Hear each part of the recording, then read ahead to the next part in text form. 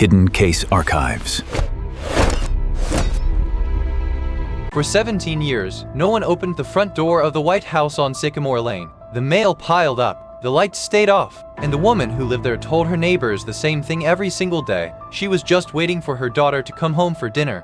The town was called Ashford, a quiet place in rural Ohio. Front porches, maple trees, the kind of street where everyone knows everyone's name. But there was one house nobody understood. It sat at the very end of Sycamore Lane. White paint peeling, curtains drawn tight. Neighbors called it the sleeping house because nothing inside it ever moved. The woman who owned it was named Eleanor Vance. She was kind, soft-spoken. She still waved at the school bus every single morning, but she had not let one single person past her front door in almost 2 decades. Not the mailman, not her own brother, not even the doctor who came the winter she slipped on the ice. She would speak through the screen door, smile, and gently send them away, and the house behind her stayed dark. To understand why, you have to go back. 17 years earlier, Eleanor had a daughter. Her name was Grace. She was 19, bright, restless, the kind of girl who painted the night sky on her bedroom ceiling and dreamed of studying art in the city. One cold autumn evening, Grace went out, and she never came back. There was no goodbye, no phone call. Her car was found 2 towns over, parked on the shoulder, unlocked, the keys still in it. The police searched for months. They found nothing. No body, no witnesses, no answer at all. And slowly, the town moved on. But Eleanor never did. She set the table for dinner that night, and every night after, she set it again. 2 plates, 2 forks, 1 chair pulled out, just slightly, waiting.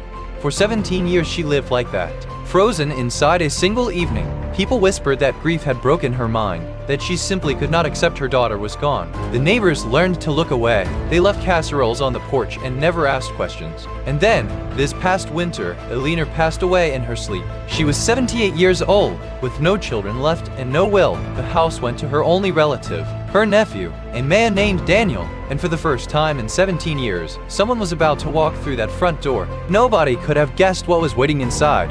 Daniel arrived on a gray February morning. He was 41, a contractor from Columbus, and he barely remembered his aunt. He came expecting a sad, dusty old house, maybe a few boxes to clear out before he sold it. The front door was swollen shut, painted over, almost sealed by time itself. He had to throw his shoulder against it twice. On the third push, it finally gave way, and the smell hit him first. Not decay, not mildew, something stranger. The faint, sweet smell of a home-cooked meal, as if someone had been cooking that very week.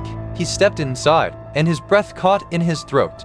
The house was not abandoned, it was preserved. Everything sat exactly where it had been left. A coat hung neatly by the door, shoes lined up in a row on the mat, and in the dining room, the table was set. 2 plates, 2 glasses, a vase of flowers in the center, long dead, but still arranged with care. The food was gone, of course, but the place setting shined as if polished only days ago. On the kitchen wall hung a calendar. Daniel walked closer. It was open to October of 17 years ago. The month Grace vanished, but something was wrong with it. Tiny marks covered the page, dozens of them. He leaned in, and his stomach turned cold.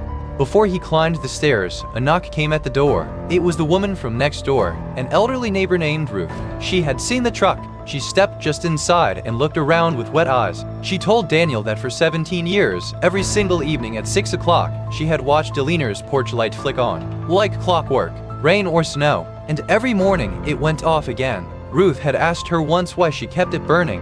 Eleanor had only smiled and said, so she can find her way back in the dark. Then Ruth pressed something into Daniel's hand, a spare key Eleanor had given her years ago, in case of emergency. A key Ruth had never once been allowed to use. He climbed the stairs slowly. Every step was clean.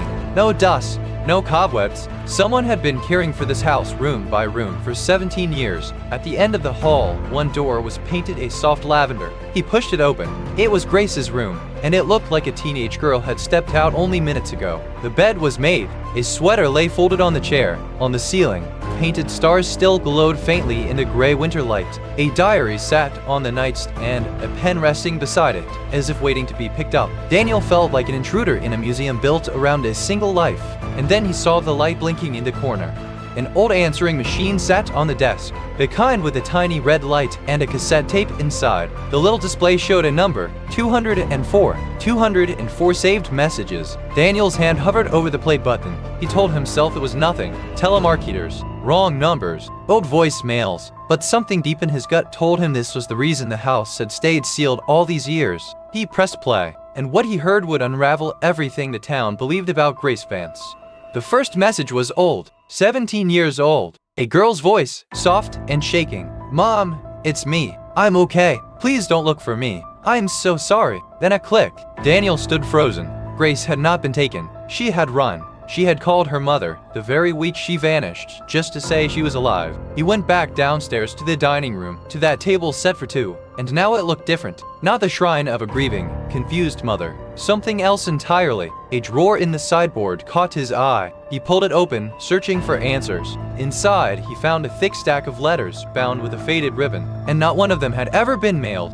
The letters were all addressed to Grace, hundreds of them, one for nearly every month. Eleanor had been writing to her missing daughter for 17 years. The early letters were desperate, pleading, "Please come home. I'm not angry. Whatever happened, we can fix it together." But the later ones changed. They grew calmer, stranger. In one, Eleanor had written, "I know you call on your birthday. I hear you breathing. I'll keep the porch light on." Daniel read it twice. Eleanor knew. She had known Grace was alive for years. So why did she let the whole town believe her daughter was dead? Why did she never tell the police her child had called? He opened the diary on the next and next. The last entry was dated the night Grace disappeared. The handwriting was rushed, smudged in places, as if written through tears. It said only this: "I can't stay here. I'm not who they think I am. If I stay, I'll ruin her too. One day she'll understand. One day I'll come back and explain everything." Daniel read it 3 times. It was not the note of a girl who was abducted. It was a girl running from something inside herself. But from what? He still had no idea. He drove to the county sheriff's office that afternoon, the box of letters on the passenger seat. The old case file was still there, thin and yellowed with age. The official theory had always been abduction. A young woman vanished without a trace, her car abandoned. Foul play assumed, but the file held a detail the town never knew. A young deputy had written 17 years ago that Grace had withdrawn $300 in cash the morning she disappeared, and she had packed a bag. Her closet was missing a suitcase. It was never an abduction. Investigators had quietly suspected she had run, but with no proof, and a heartbroken mother begging them not to give up, the case simply went cold. Daniel realized the town had spent 17 years mourning a lie, but he still did not know why Grace ran, or where she went.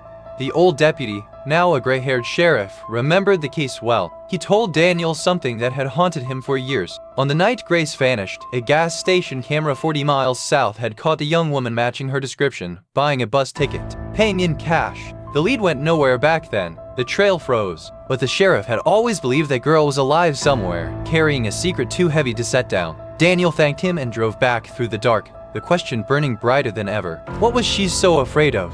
Back at the house, he kept searching. In the basement, behind a shelf of dried-out paint cans, he found a small metal box, locked tight. It took a hammer to break it open. Inside were newspaper clippings, not about Grace, about a man named Thomas Reed. Daniel's blood ran cold. The clippings told a dark story. Thomas Reed had been Grace's boyfriend, and 2 months before she vanished, Thomas had been arrested for a violent crime. The pieces seemed to click into place. A dangerous boyfriend, a frightened young woman. Maybe Grace had not simply run away. Maybe she had run from someone. Daniel felt certain he had finally found the answer, but he was wrong.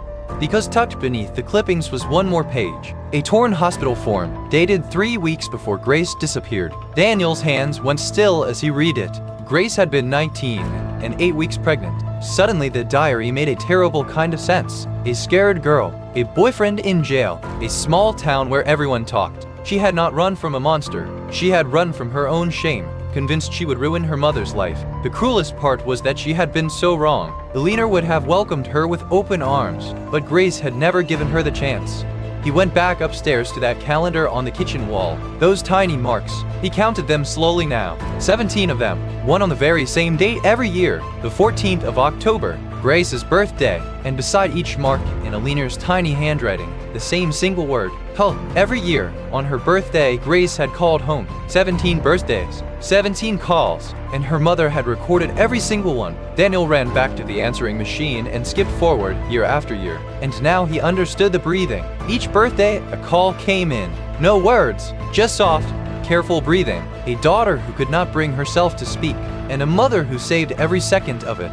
but the messages told a story too. In the early years, the breathing was quick, frightened. As the years passed, it grew slower, calmer, like someone slowly learning to forgive herself. And then Daniel reached the most recent messages. The numbers climbed. 200, 201, 202. The dates were no longer just birthdays. Grace had started calling more often, once a month, then once a week, as if a door inside her was finally beginning to open. His hands were shaking when he pressed play on message 203.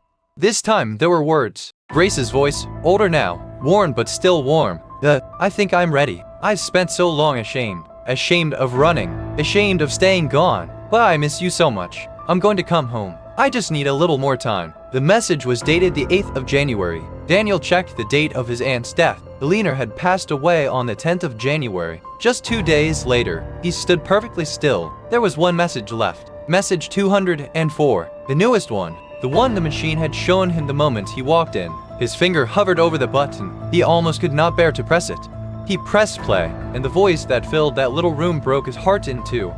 I'm here. I'm at the bus station in town. I'm finally home. Please pick up. I'm so sorry it took me 17 years. I love you. I'm coming to the house right now. I'll see you so soon. The message was dated the 11th of January, the day after Eleanor died. Grace had come home. After 17 long years, she had finally come back, and she had arrived one single day too late. The house already empty, her mother already gone. Daniel sank into a chair, the weight of it crushing down on him. The table set for two. The porch light kept burning. The breathing saved on tape. Eleanor had never been crazy at all. She had been right. She had always known her daughter would come home. She just did not live long enough to see it. Daniel had to find her. He played the last message again, listening for anything. In the background, faint and distant, was the sound of a bus station announcement. A town name. He started calling everywhere. Shelter, motels, anyone who might have seen a woman in her late 30s, alone, with nowhere left to go. It took 11 days. Well, he found her. Grace was staying in a small roadside motel just 40 miles away. When Daniel knocked on her door and told her who he was, she did not say a word. She just covered her mouth and wept. She had come to the house that night. She had seen the cars, the funeral notice taped to the door, and she had understood everything. She had missed her mother by a single day, and she could not bear to step inside. Daniel brought her back to the house on Sycamore Lane, to the table still set for two, to the room with the painted stars on the ceiling, to the letters her mother had written for 17 years, every single one, still waiting for her. Grace read them all, sitting on the floor of her childhood bedroom until the sun came up. She learned that her mother had never been angry, had never stopped waiting, had never, not for one day, stopped loving her. And in the very last letter, written just days before Eleanor died, she found a single line that broke her open. When you finally walk through that door, the light will still be on. It always was. The town had spent 17 years believing in a tragedy, but the real tragedy was so much simpler and so much heavier. A mother and a daughter, both alive, both waiting, separated not by distance but by shame and fear and time. And in the end, by one single, cruel day, Grace stayed in that house. She kept the table set, not for someone to come home anymore, but to remember the woman who never once gave up on her. So here is what I keep wondering. If Grace had called just one day sooner, would everything have turned out different? Or were they always destined to miss each other by a heartbeat? And if you had been Eleanor, waiting all those years, would you have ever given up? Tell me in the comments. I read every single one. If this story moved you, take a moment to subscribe, because every week we uncover another mystery that stayed hidden in plain sight. Thank you for staying with me until the very end. Stay curious.